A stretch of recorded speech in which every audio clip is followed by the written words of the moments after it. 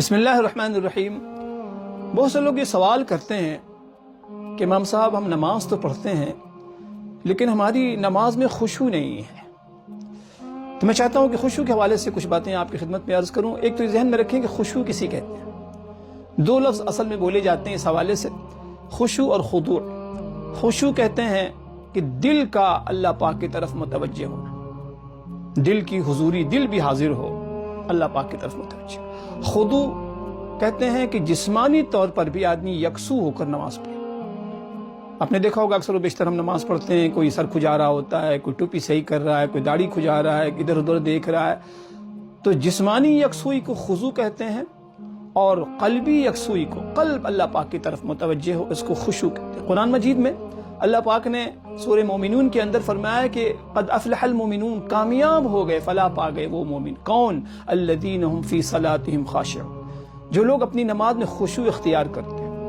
یہی وجہ ہے، دیکھیں قرآن مجید نے یہ نہیں فرمایا کہیں بھی کہ نماز پڑھا کرو، نہیں، فرمایا نماز قائم کرو، اقیموا الصلاۃ، اقیموا الصلاۃ۔ قیام کا مطلب ہوتا ہے کسی چیز کو پورے آداب شرائط کے ساتھ ادا کرنا، اور نماز کے آداب میں سے سب سے بڑا ادب ہے خشوع۔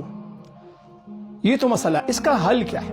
علماء نے لکھا ہے کہ خشوع پیدا کرنے کے لیے چند کام آپ کریں تو انشاءاللہ خشوع ضرور آپ کی نماز میں آ جائے گا۔ اور ایک بات اور عرض کر دوں کہ ایسا نہیں کہ خشوع اگر نہ ہو تو ہم نماز ہی پڑھنا چھوڑ دیں، نہیں۔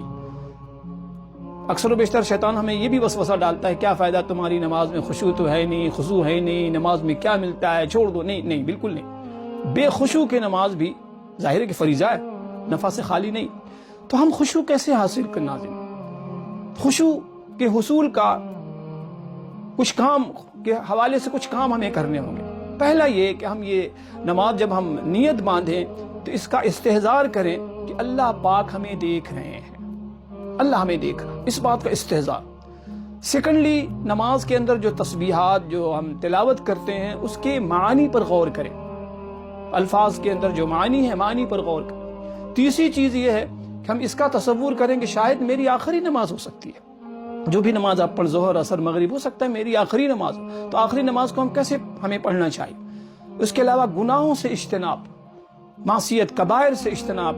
تو اس سے یہ کہ آپ کی نماز انشاءاللہ بہت حد تک بہتر ہو جائے گی، خشوع والی ہو جائے گی۔ اللہ کریم سے دعا ہے اللہ ہم سب کی نماز کو خشوع والی نماز بناتے۔ بہت بہت شکریہ، جزاکم اللہ خیر۔